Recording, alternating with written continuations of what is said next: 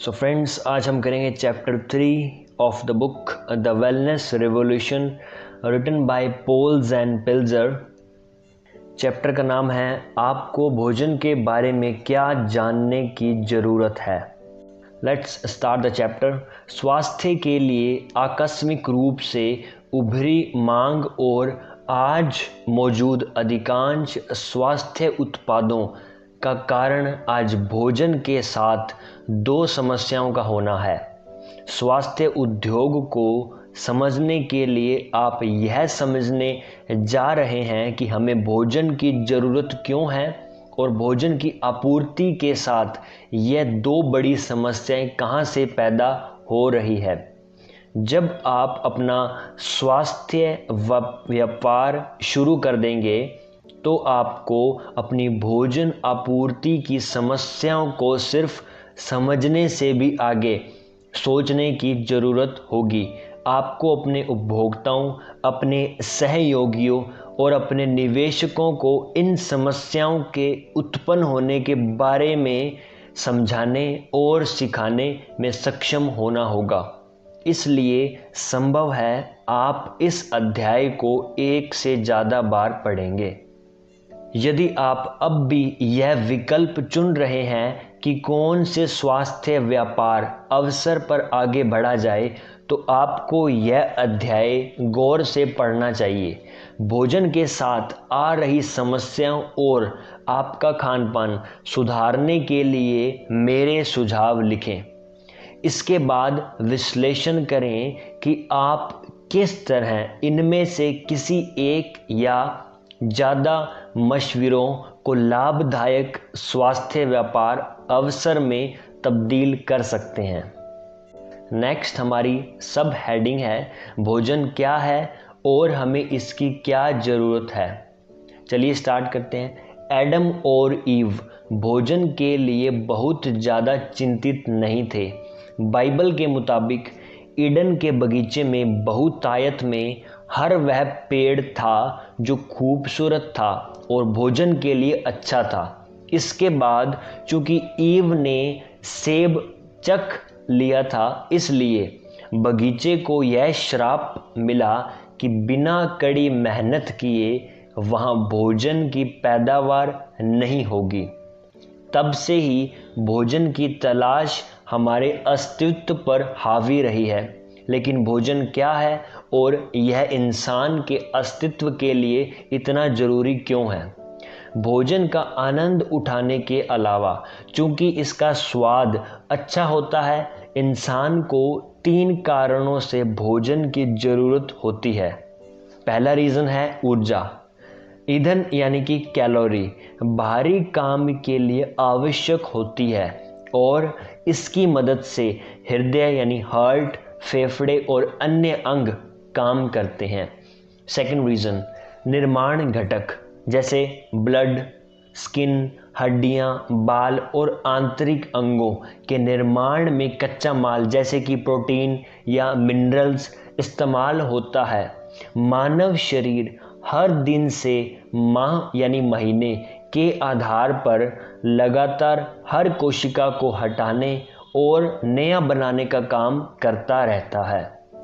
Third reason उत्प्रेरक यानी catalyst रासायनिक यौगिक जैसे कि प्रोटीन, एंजाइम और कुछ मिनरल्स।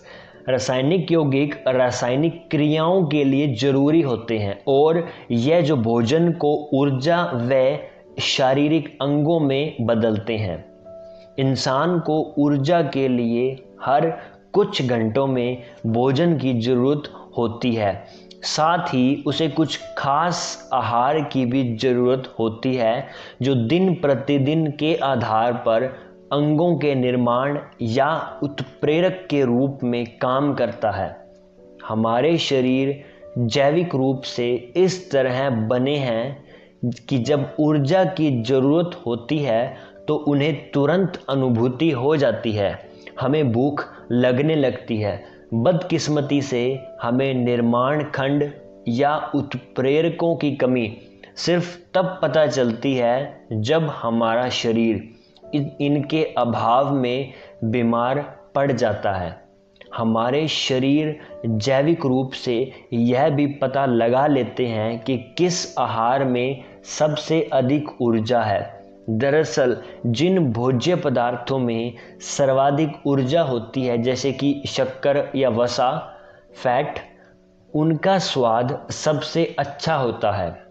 हमें भोजन की आपूर्ति करने वाले उद्यमी यानी बिजनेसमैन और विज्ञापन प्रदानकर्ताओं यानी कि जो एडवर्टीजमेंट करते हैं द्वारा हमारे जैविक तंत्र का सफलतापूर्वक स्वार्थ के लिए प्रयोग ही आज विकसित राष्ट्रों के जो मोटापे और खराब स्वास्थ्य का कारण है।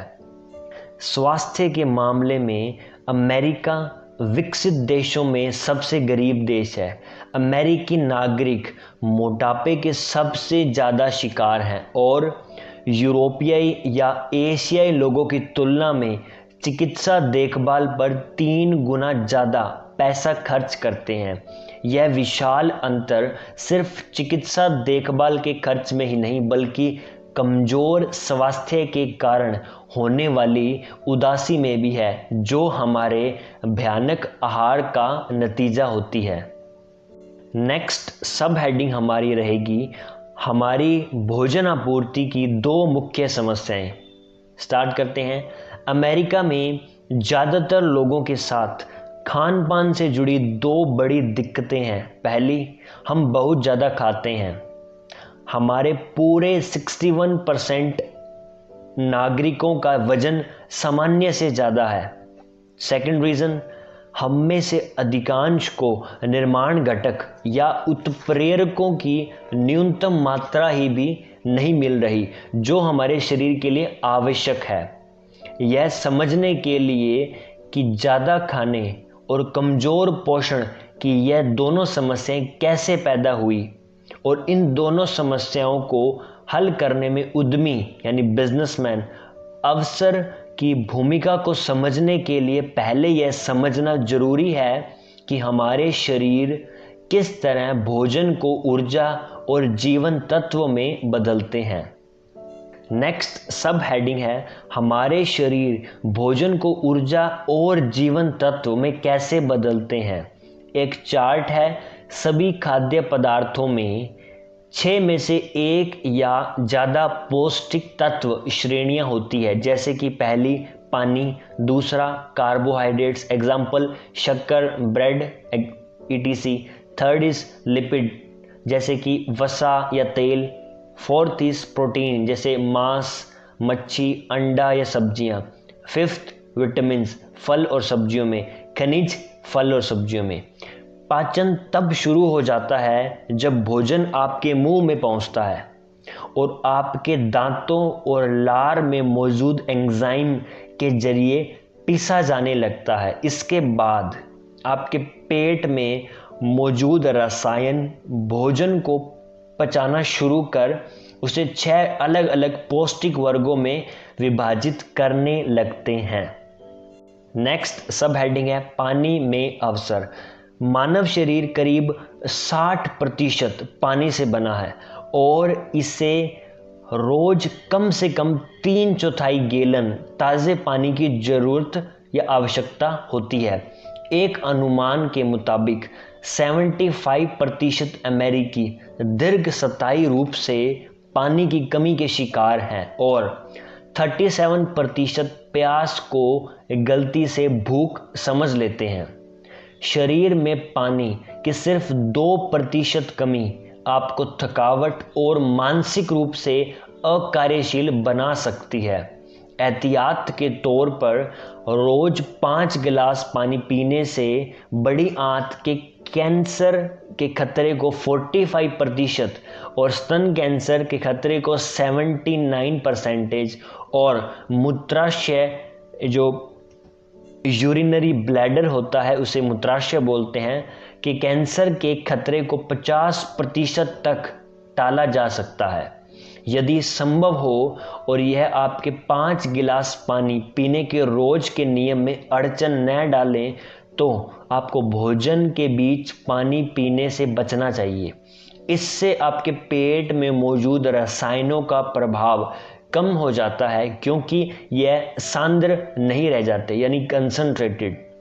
इसी कारण महत्वपूर्ण पोषक तत्व आपके शरीर में अवशोषित होने के बजाय घुल जाते हैं।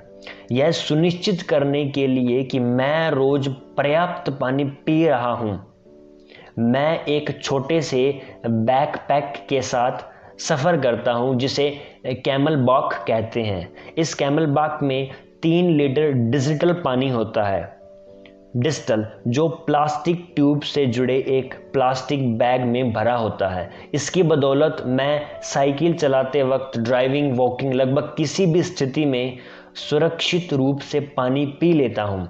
घर और दफ्तर में मैं इस बात का ध्यान रखता हूँ कि हर सिंक में वाटर फिल्टर या रिवर्स ऑस्मोसिस इकाई लगी हो ताकि हमेशा पीने का स्वच्छ पानी उपलब्ध रहे। स्वास्थ्य व्यापार अवसरों में से सबसे आसान है ग्राहकों को पूरे दिन स्वच्छ, सेहतमंद पानी सुविधाजनक समय और जगह उपलब्ध कराना। हमारी नेक्स्ट हेडिंग है, हम कैलोरी कैसे प्राप्त करते हैं और खर्च कैसे करते हैं। चलिए लेट्स स्टार्ट।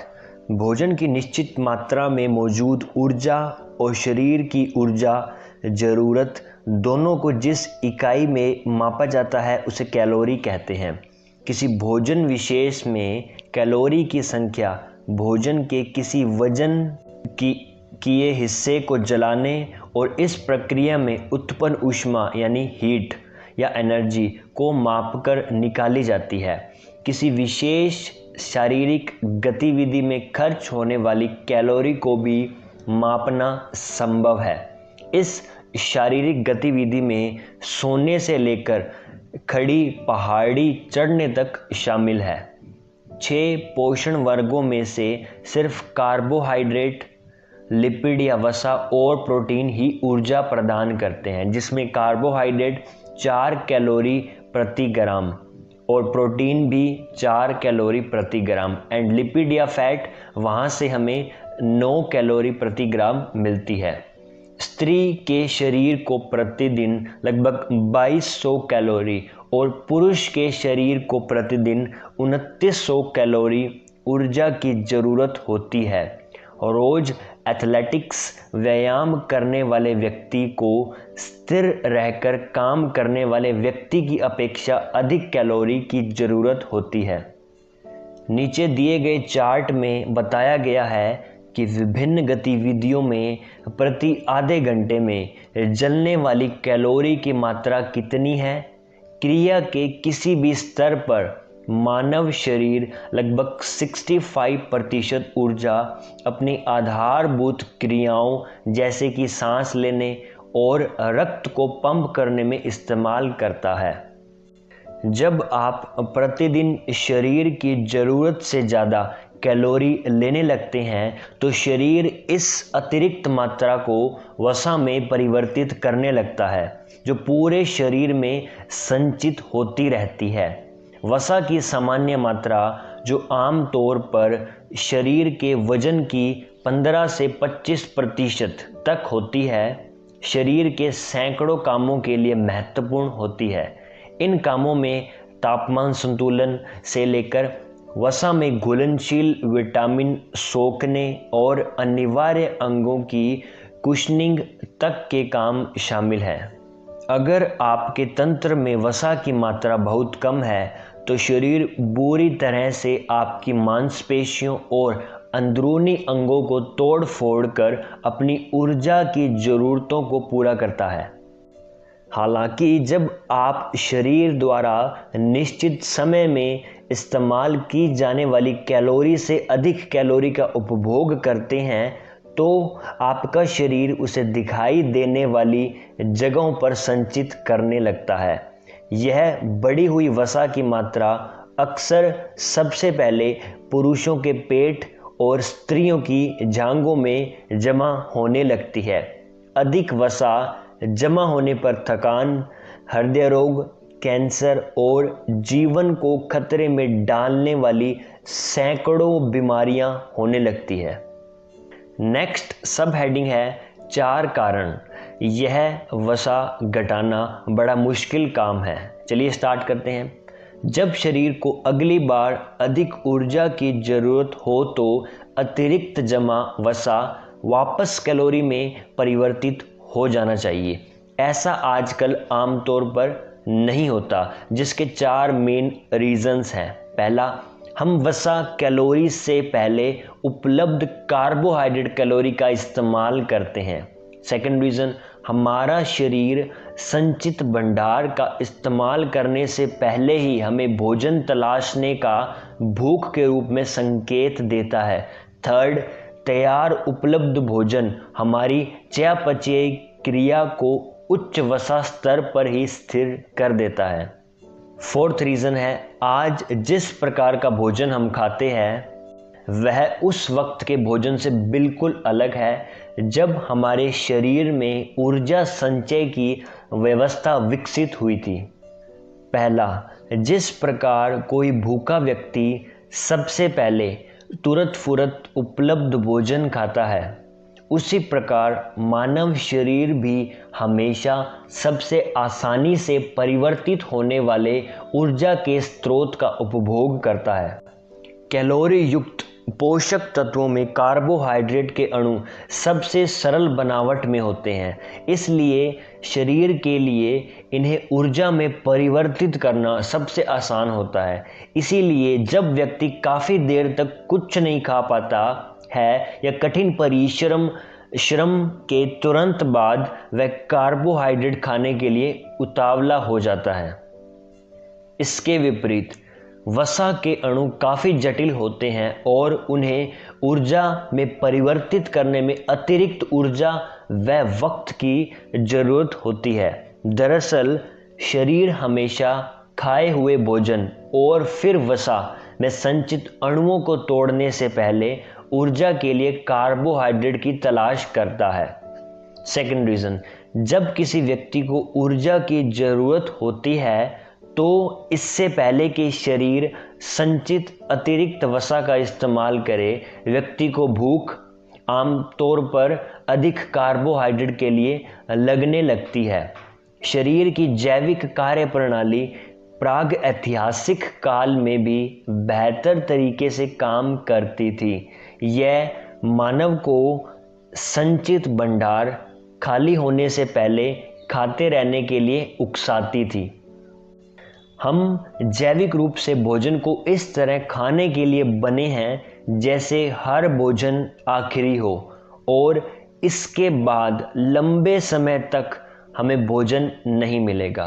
और मानव के भोजन को सुरक्षित रखने, खेती करने और पशुपालन सीखने से पहले कई मायने में यह ऐसा ही था। जैविक कार्यप्रणाली के विपरीत भोजन का विवेकपूर्ण चयन करने की क्षमता ही हमें पशु साम्राज्य में सबसे अलग करती है।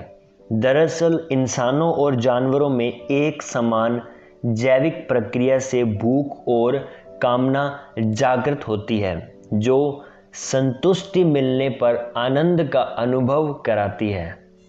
इस मामले में बस एक ही महत्वपूर्ण अंतर होता है, वह यह कि इंसानों के पास दिमाग तथा आत्मा है जो उत्कृष्ट है और वह जैविक कामनाओं को नियंत्रित कर सकता है। दुर्भाग्य से अधिकांश लोगों के मामले में आज भोजन की आदतों को छोड़कर बाकी सभी क्षेत्रों में यह बात सही मालूम पड़ती है। प्रचुर भोजन वाली हमारी दुनिया में कुछ जानवरों ने अपनी जैविक प्रणाली पर जीत हासिल करना सीख लिया है।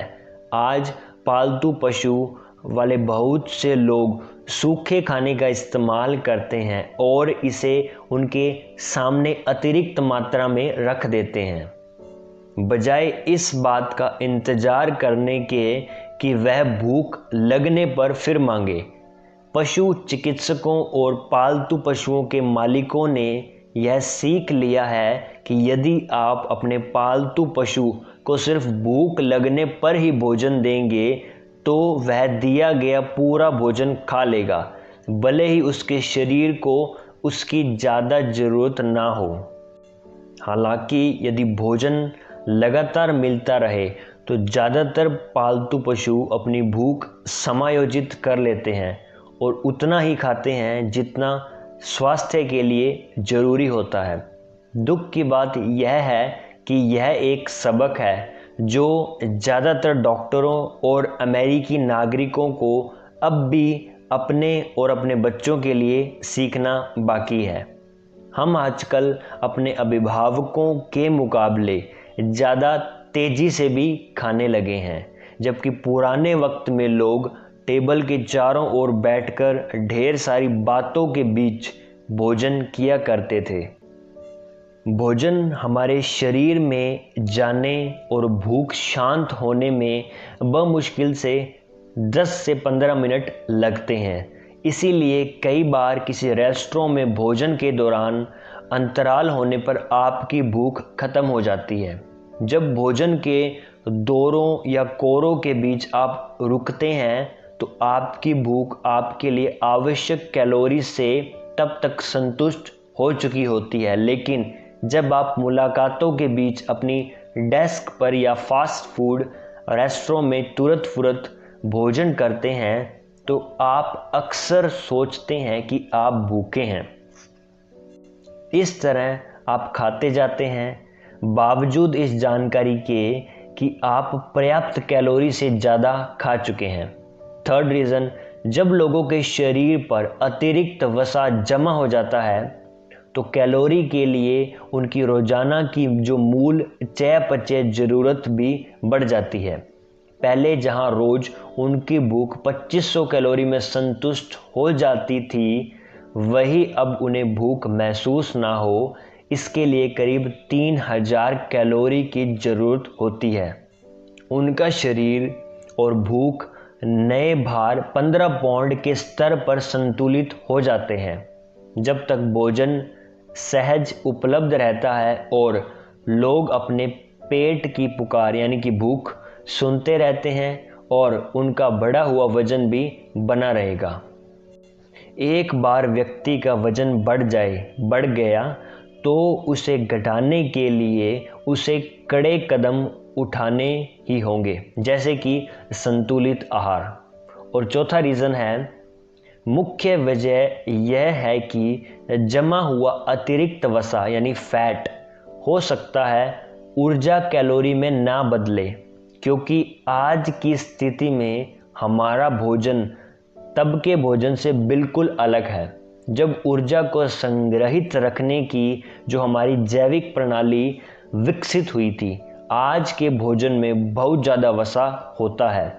जब भोजन के लिए हमारे शरीर की जैविक प्रणाली विकसित हुई थी, तब हमारे पुरखे ज़्यादातर कम वसा युक्त शाकाहारी भोजन खाते थे, जिसमें कुछ हिस्सा शिकार किया हुआ मांस भी होता था।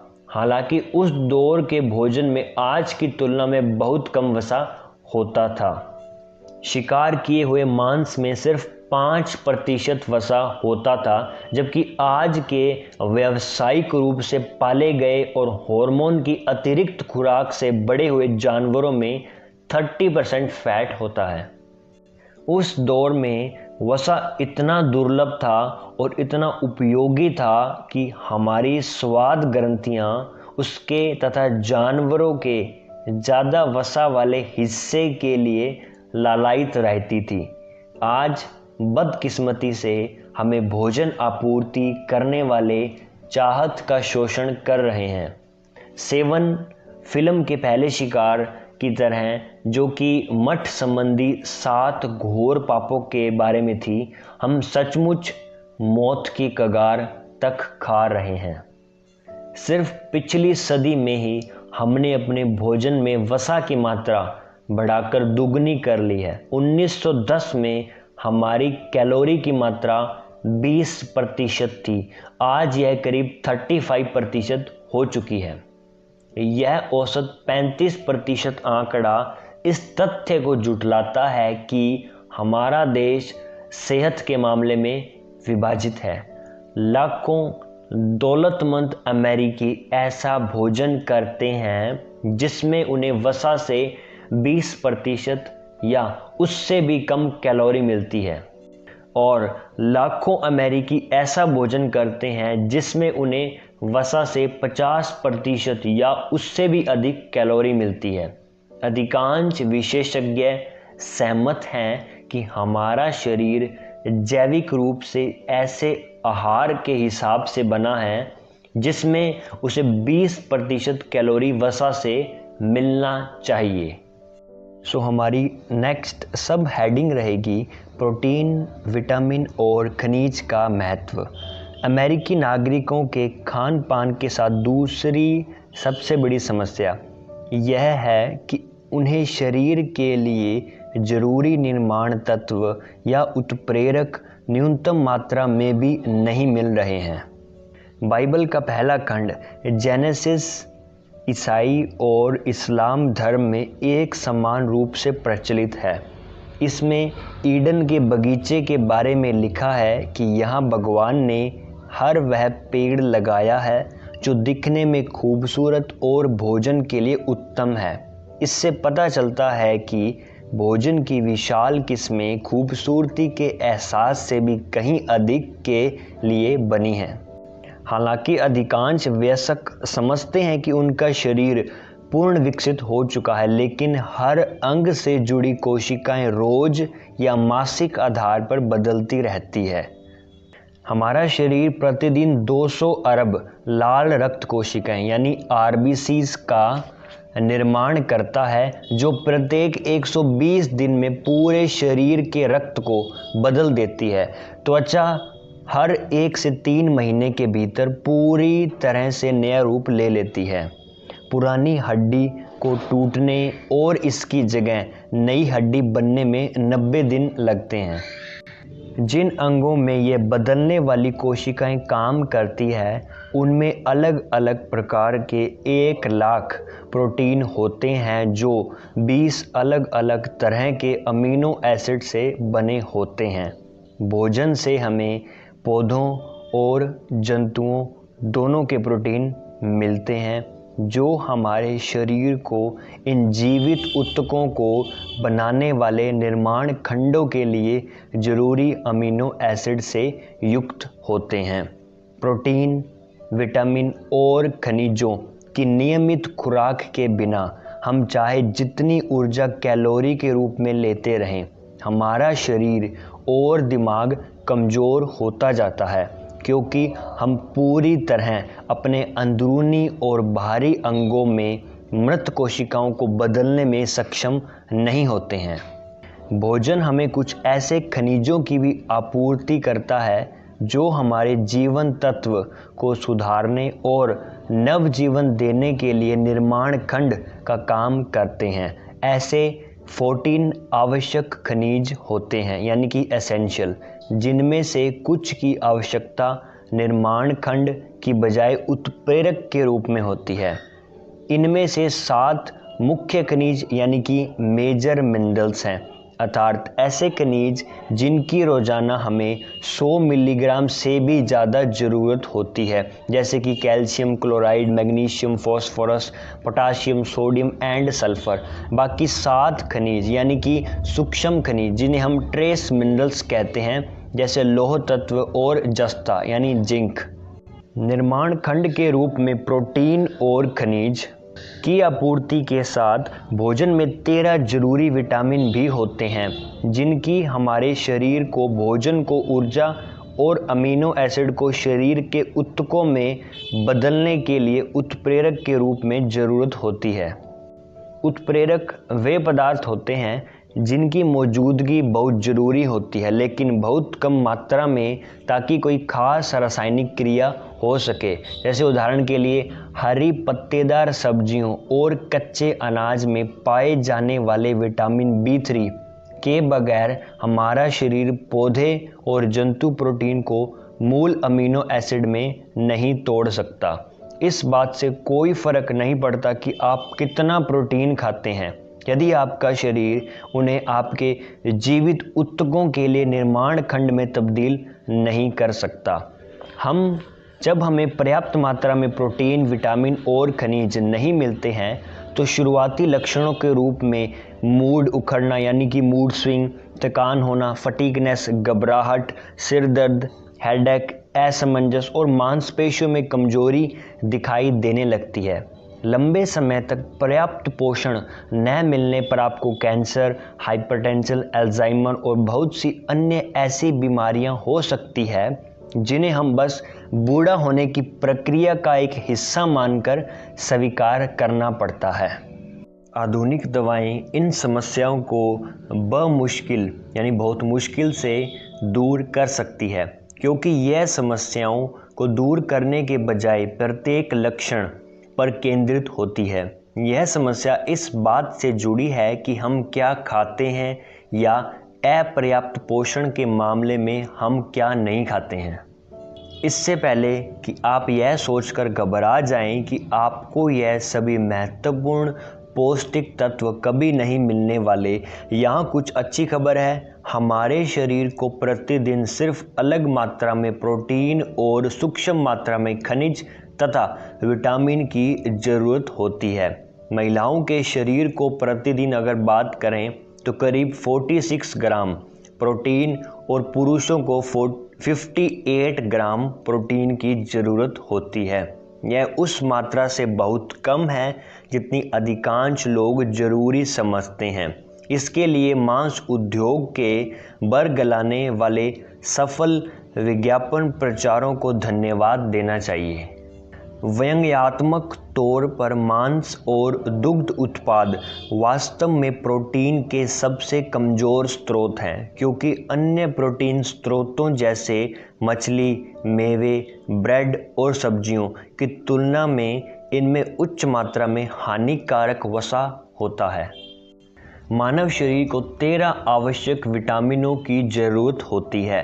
इनमें रोजाना विटामिन सी की 60 मिलीग्राम से लेकर विटामिन B8 यानी कि फोलिक एसिड की 200 माइक्रोग्राम खुराक शामिल है।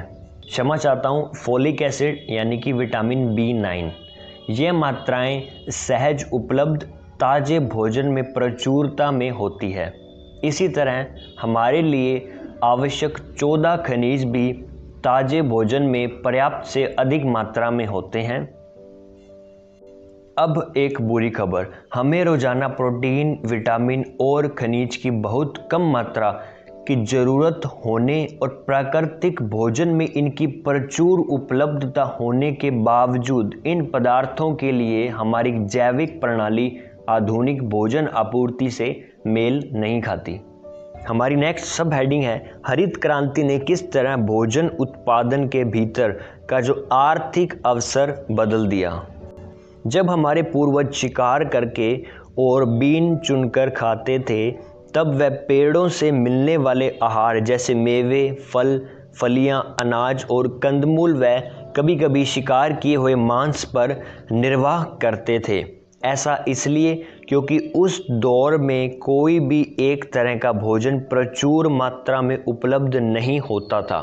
प्राथमिक रूप से कैलोरी की खोज करते वक्त वह खुद ब खुद अपने शरीर की ज़रूरत के मुताबिक विभिन्न प्रोटीन, विटामिन और खनिज युक्त भोजन का उपभोग कर लेते थे। इसके विपरीत कहें तो उनके शरीर ने उस भोजन से मिलने वाले पोषक तत्वों के अनुरूप खुद को ढाल लिया था जिस प्रकार का भोजन वह उपभोग करते थे। समय के साथ यह शिकारी और चुनकर खाने वाले किसान बन गए। इंसानी बुद्धि और विशेषज्ञता से मिली आर्थिक संपन्नता से उन्होंने सीखा कि किस तरह प्रभावी रूप से किसी विशेष अन्न का उत्पादन किया जाता है जिसे वह अन्य खाद्यान्न के बदले दूसरों को बेच सकते थे।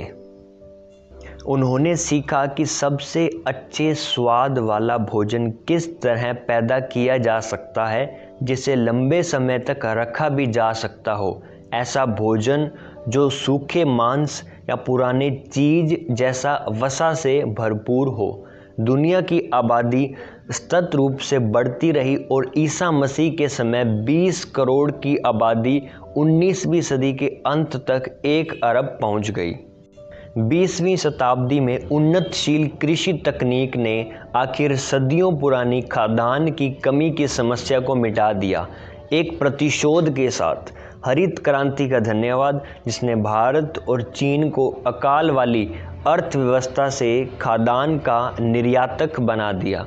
दुनिया की आबादी 1 अरब से लगभग 6 अरब पर पहुंच गई। धन्य हो अमेरिका की अगुवाई में विकसित हुई कृषि तकनीक का।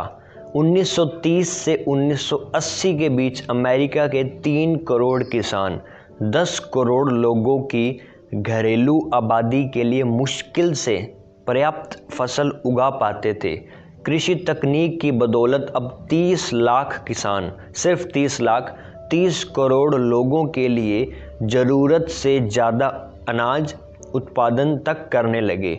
खेत उपज ज़्यादा सक्षम होती गई, जिसका कोई अंत नहीं था। अमेरिका का कृषि विभाग USDA वास्तव में सूखे और अकाल के समय किसानों के आर्थिक हितों की रक्षा के लिए गठित किया गया था। उन्नतशील कृषि सक्षमता के इस बढ़ते दौर में USDA का बजट सरकार के पास खेती आय स्थिरता कार्यक्रम में पहुंच गया, जो किसानों को प्रति वर्ष अरबों डॉलर देता है, ज़्यादा भोजन उगाने के लिए नहीं, बल्कि अनाज की कीमतों को ऊंचा बनाए रखने के लिए। इस तरह से किसानों के आर्थिक हितों की रक्षा की गई। आज उपभोक्ताओं को ज़्यादा कीमत पर अनाज खरीदने के लिए दबाव डालने के साथ ही इन सरकारी सहायताओं के जरिए किसानों को लगातार यह सीखने से दूर रखा जाता रहा है कि किस तरह नई तकनीक का इस्तेमाल किया जाए और उन फसलों को अधिक उगाया जाए जो वास्तव में उपभोक्ता चाहते हैं। इन सब से बुरी बात, इन सरकारी सहायताओं के कारण प्रोत्साहित होकर कई युवा किसान बन रहे हैं, जबकि हमारी अर्थव्यवस्था को अब नए किसानों की ज़रूरत नहीं है। फिर भी USDA की कोशिशों के बावजूद फसलों की संबंधित दरें 20वीं सदी के उत्तरार्ध में धीरे धीरे गिरती गई, क्योंकि आपूर्ति मांग से ज़्यादा बढ़ गई। जैसे ही किसानों को बुनियादी अनाज के लिए मिलने वाली कीमतें गिरी, कृषि में मुनाफे का अवसर कच्चे खाद्य पदार्थ जैसे आटा, दूध, फल, पशु के उत्पादन से हटकर नामी ब्रांड वाले ऐसे खाद्य पदार्थ के निर्माण पर आ गया जिसकी उम्र अधिक हो, जैसे अनाज, मसाले, प्रसंस्कृत चीज़, डिब्बाबंद भोजन, फ्रोज़न भोजन और जंक या स्नैक फूड। जंक या स्नैक फूड बनाना विशेष रूप से लाभदायक सिद्ध होने लगा। ये ऐसे उत्पाद थे जिनके बारे में शुरू में उपभोक्ता नहीं जानते थे कि उन्हें इनकी ज़रूरत है, लेकिन जिनका उपभोग करने की उनमें अंतहीन लालसा विकसित हो जाती है। साथ ही युद्ध के बाद की अमेरिकी अर्थव्यवस्था में नए प्रकार के भोजन की आपूर्ति और मांग जागृत हो गई। ऐसा भोजन जिसे उसके स्वाद, कीमत या उपलब्धता से नहीं, बल्कि उसकी लंबी आयु और सेवा की गति से समझाया जा सकता था, और यह था फास्ट फूड। नेक्स्ट हेडिंग है हमारी सब हेडिंग, खाद्य अर्थव्यवस्था ने किस तरह स्वास्थ्य आहार के अवसर पैदा किए। चलिए जानते हैं। हमारी खाद्य आपूर्ति के इन महान तकनीकी विकासों के दौर में बुनियादी पोषण के प्रति हमारा ज्ञान विकसित होना शुरू ही हुआ था। हमारे कई खाद्य वैज्ञानिक और इंजीनियर उपभोग करने वाले लोगों को छोड़कर प्रोटीन, विटामिन और खनिजों की ज़रूरत के बारे में पर्याप्त नहीं जानते थे। हर भोजन कंपनी अपना ध्यान अपने हर उत्पाद का स्वाद प्रतिस्पर्धा से बेहतर बनाने, लंबे समय तक सुरक्षित रखने और सूक्ष्म कीटाणु के संक्रमण से बचाने पर ही केंद्रित रखती थी। अतीत में देखें तो इन्होंने अपना लक्ष्य पूरा करने में काबिलिए तारीफ मेहनत की। हालांकि द्वितीय विश्व युद्ध खत्म होने तक भी ज़्यादातर अमेरिकियों के लिए तैयार भोजन और फास्ट फूड पर्याप्त मात्रा में उपलब्ध नहीं था, लेकिन 20वीं सदी के अंत तक तैयार भोजन और फास्ट फूड की बिक्री बढ़कर अमेरिका के 10 खरब डॉलर के खाद्य उद्योग पर हावी हो चुकी थी। बुनियादी कैलोरी सबके लिए सहज उपलब्ध बनाने के बावजूद हमारा खाद्य उद्योग अनजाने में देश के स्वास्थ्य से खिलवाड़ कर रहा है। अपने उत्पादों का स्वाद बेहतर बनाने के लिए इन कंपनियों ने उसमें वसा मिलाया। इसका स्वाद जितना बेहतर होता, ग्राहक उनके उत्पाद उतने ही ज़्यादा खाते। जितने ज़्यादा ग्राहक उनके उत्पाद खाते, वह उतने ही ज़्यादा मोटे हो जाते, और मोटे होने के बाद ग्राहक रोज़ ज़्यादा खाद्य उत्पाद का सेवन करने लायक हो जाते, और ये चलता रहा। अपने उत्पादों को संक्रमण से सुरक्षित बनाने के लिए वह उन्हें पाश्चुरीकृत या गर्म करते हैं। आज सभी डिब्बाबंद भोजन और सभी प्रकार के दूध तथा जूस भी पाश्चुकृत यानी पैस्चराइजेशन होते हैं। बदकिस्मती से भोजन को गर्म किए जाने और लंबे समय तक डिब्बों या एयर टाइट बर्तनों में रखे जाने से इनमें बहुत से विटामिन तथा कुछ खनिज नष्ट हो जाते हैं। मोटे तौर पर डिब्बों में बंद करने या विभिन्न तरीकों से भोजन को प्रसंस्कृत करने का असर प्रोटीन, वसा और कार्बोहाइड्रेट पर नहीं होता, बल्कि विटामिन्स और मिनरल्स पर होता है। अपने उत्पादों की उम्र बढ़ाने के लिए, उन्हें सुरक्षित करने के लिए भी भोजन उत्पादक बड़ी मात्रा में परिरक्षण पदार्थ मिलाते हैं, यानी कि प्रिजर्वेटिव्स। इनमें सोडियम से लेकर रासायनिक मिश्रणों की बौछार मात्रा में मिलाई जाती है, सुरक्षित मात्रा में। जहां एक वयस्क को दिन भर में 500 मिलीग्राम सोडियम की आवश्यकता होती है, जो आम भोजन में प्राकृतिक रूप से पाया जाता है, वहीं परिरक्षित भोजन में नमक इतनी ज़्यादा मात्रा में मिलाया जाता है कि एक अमेरिकी वयस्क अपनी दैनिक आवश्यकता से 10 से 14 गुना अधिक सोडियम खा जाता है। हमारी स्वाद ग्रंथियों को असंवेदी बनाने के कारण प्राकृतिक अप्रसंस्कृत भोजन का स्वाद अच्छा नहीं लगता। इसके साथ ही नमक उच्च रक्तचाप का सबसे बड़ा कारण है, जिससे हृदयघात, लकवे, हार्ट डिजीज़ या किडनी फेलियर का खतरा बढ़ जाता है। लोग इन उत्पादों को ज़्यादा खाएं, इसके लिए उत्पादक रासायनिक प्रक्रिया से इनका स्वाद इस प्रकार बदल देते हैं कि लोग शरीर की ज़रूरत के हिसाब से विभिन्न प्रकार का खान पान ढूंढने के बजाय लगातार उनके एक ही उत्पाद के लिए ललायत रहें। हमारी नेक्स्ट हेडिंग है शून्य कैलोरी खाद्य आपूर्ति समस्या की जड़। चलिए इसमें स्टडी करते हैं। अंतिम परिणाम यह है कि आज अमेरिकी खाद्य आपूर्ति पर जैसा पोषण विशेषज्ञ कहते हैं शून्य कैलोरी हावी है, ऐसा भोजन जिसमें कैलोरी ऊर्जा की तो मात्रा प्रचुर है, लेकिन आवश्यक विटामिन, खनिज और प्रोटीन बहुत कम है। मानव शरीर बिना मोटे हुए ऊर्जा के लिए सिर्फ 2200 से 2900 कैलोरी प्रतिदिन उपभोग कर सकता है, लेकिन उसे इन कैलोरी के साथ प्रोटीन, विटामिन, खनिज और स्वास्थ्यवर्धक वसा आवश्यक मात्रा में मिलना चाहिए।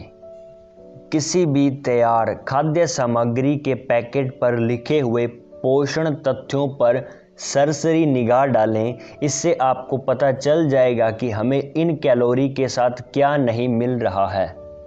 एक सामान्य सोडा कैन में 140 शून्य कैलोरी यानी कि 38 मिलीग्राम शक्कर, 70 मिलीग्राम सोडियम, अतिरिक्त कैफीन, विभिन्न परिरक्षित पदार्थ और 0 मिलीग्राम प्रोटीन, विटामिन और खनिज होते हैं। एक पारंपरिक फास्ट फूड भोजन में अविश्वसनीय रूप से 1000 कैलोरी या इससे अधिक कुछ विटामिन या खनिज होते हैं। लेकिन ये भोजन अपने में मौजूद तत्वों से भी ज़्यादा बुरे उन तत्वों से होते हैं जो इनमें नहीं हैं। अधिकांश 0 कैलोरी भोजन में वसा की मात्रा अविश्वसनीय रूप से उच्च होती है, जो इनमें स्वाद बढ़ाने के लिए मिलाया जाता है। एक स्वस्थ भोजन से वसा की 20% कैलोरी मिलनी चाहिए और बाकी कार्बोहाइड्रेट और प्रोटीन से। मैकडॉनल्ड्स के सिर्फ एक डिलक्स बर्गर में 810 कैलोरी होती है, जिनमें की अविश्वसनीय 490 कैलोरी वसा से मिलती है। यही नहीं, मध्यम आकार के फ्रेंच फ्राई के बर्गर जिसमें 450 अतिरिक्त कैलोरीज और 22 ग्राम अतिरिक्त वसा मिलता है। 55 ग्राम वसा वह मात्रा होती है जो पूरे दिन में लेना चाहिए, ना कि सिर्फ वह मात्रा जो आपको एक ही भोज्य पदार्थ से ग्रहण करना चाहिए। एक ठेठ अमेरिकी आजकल हर हफ्ते 3 हैमबर्गर और 4 प्लेट फ्रेंच फ्राइज खा रहा है। इसके विपरीत जब भोजन अपने प्राकृतिक यानी कि अप्रसंस्कृत रूप में पैक किया जाता है, तब उसमें कैलोरी, ऊर्जा, विटामिन, खनिज और कम मात्रा में वसा मौजूद होते हैं। फलों में यानी फ्रूट्स में उच्च मात्रा में कार्ब्स, विटामिन, खनिज और सच माने तो बिल्कुल भी वसा नहीं होती। एक केले में 103 कैलोरी ऊर्जा होती है और 0 ग्राम फैट। ताज़ी सब्जियों में प्रचुर मात्रा में विटामिन, कुछ प्रोटीन और न के बराबर वसा होते हैं। फूल गोभी के एक ठांठ में 5 ग्राम प्रोटीन जबकि वसा नहीं होता है और एक मध्यम आकार के आलू में 100 कैलोरी और 6 ग्राम प्रोटीन तथा 0 फैट होता है। इसके अलावा जब आप प्राकृतिक भोजन खाते हैं तो एक ही स्वाद से ऊब जाते हैं और स्वतः ही अलग प्राकृतिक भोजन की तलाश करने लगते हैं, जिसमें अलग विटामिन और खनिज मौजूद होते हैं, जिनकी आपके शरीर को प्रतिदिन के आधार पर ज़रूरत होती है। मछली, मांस, चिकन में प्रचुर मात्रा में प्रोटीन, विटामिन, खनिज, 0 कार्बोहाइड्रेट और वसा की अलग अलग मात्राएं पाई जाती है। बदकिस्मती से अब हम अपने पूर्वजों की तरह नहीं खाते, यहाँ तक कि अपने माता पिता जैसा भी नहीं। पहले भोजन ताज़े खाद्य पदार्थों का इस्तेमाल कर घर पर ही बनाया जाता था, जिसमें अधिक मात्रा में वसा, नमक या रासायनिक परिरक्षित पदार्थ नहीं मिलाए जाते थे। आज हम में से ज़्यादातर लोग इतने व्यस्त हैं कि ताज़ा मसालों से खाना नहीं बना सकते, इसलिए हम ऐसा भोजन खरीदते हैं जो आधा या पूरा तैयार होता है। ऐसे भोजन में अधिक मात्रा में वसा, शक्कर, सोडियम और रासायनिक मिश्रण मिलाया जाता है। घर के बाहर खाए या तैयार किए जाने वाले का प्रतिशत 1970 के बाद से 50 से अधिक बढ़ गया है। घर से बाहर तैयार किए भोजन में घर पर तैयार किए गए भोजन के मुकाबले वसा और सोडियम उच्च मात्रा में, जबकि विटामिन और खनिज निम्न मात्रा में होते हैं। घर पर उच्च प्रसंस्कृत खाद्य पदार्थों से तैयार भोजन से भी ज़्यादा विडंबना यह है कि जैविक रूप से हम वसा के स्वाद को पसंद करने के लिए बनाए गए हैं और अब यह हमारी सबसे बुरी चिकित्सीय समस्या बन चुकी है। वसा के स्वाद को पसंद करने की आदत काल में हमारे अस्तित्व के लिए उत्तरदायी थी। इसके बाद हम कुछ ही देर में पढ़ेंगे। नेक्स्ट सब हेडिंग है अर्थशास्त्र बनाम लालच और हमारी खाद्य आपूर्ति समस्याएं। चलिए इसमें जानते हैं। स्वास्थ्य उद्यमियों को यह बात अपने दिमाग में रखना चाहिए कि हमारी खाद्य आपूर्ति में जितना अधिक घातक हेरफेर दिखाई दे रहा है, इसमें से कुछ भी घातक इरादों से नहीं किया गया है। उद्यमियों और व्यवसायियों ने भोजन में वसा बेहतर स्वाद के लिए मिलाया, ना कि अधिक वजन और मोटे लोगों का राष्ट्र बनाने के लिए। इस बिरादरी ने कैन वाले और प्रेस संस्कृत भोजन उनकी उम्र बढ़ाने के लिए बनाए, ना कि विटामिन, खनिज और स्वास्थ्य की मात्रा घटाने के लिए।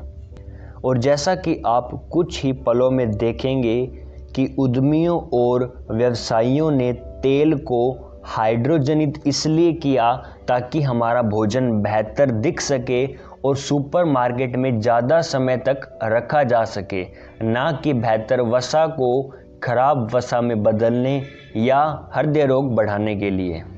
बदकिस्मती से अर्थशास्त्र के नियमों से बढ़े हुए फायदे को देख हजारों लोग उनकी नकल करने लगे।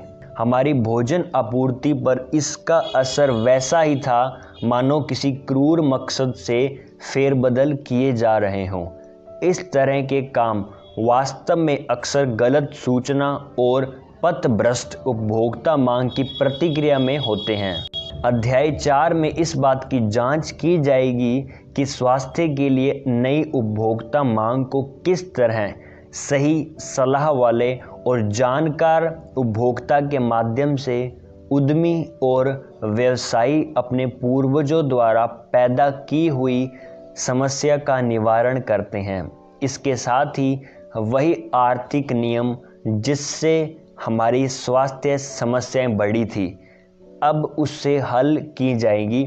जैसे समझिए, हर वितरक हमारी भोजन आपूर्ति कड़ी में स्वास्थ्य उद्योग को अपनाने के लिए बाध्य होगा या फिर उनके रास्ते से बाहर निकल जाएगा जो यह करने के लिए तैयार है।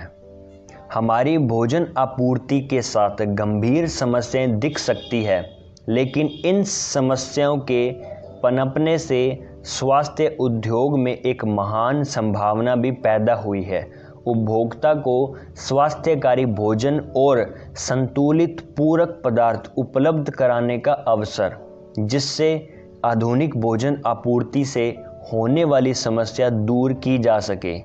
इन स्वास्थ्य भोजन संभावनाओं का परीक्षण करने से पहले कुछ पाठक, खास तौर पर जो मोटापे पर ध्यान दे रहे हो, शायद अमेरिका की 61% अधिक वजन वाली या अति मोटी आबादी की स्वास्थ्य ज़रूरतों के बारे में जानना चाहेंगे।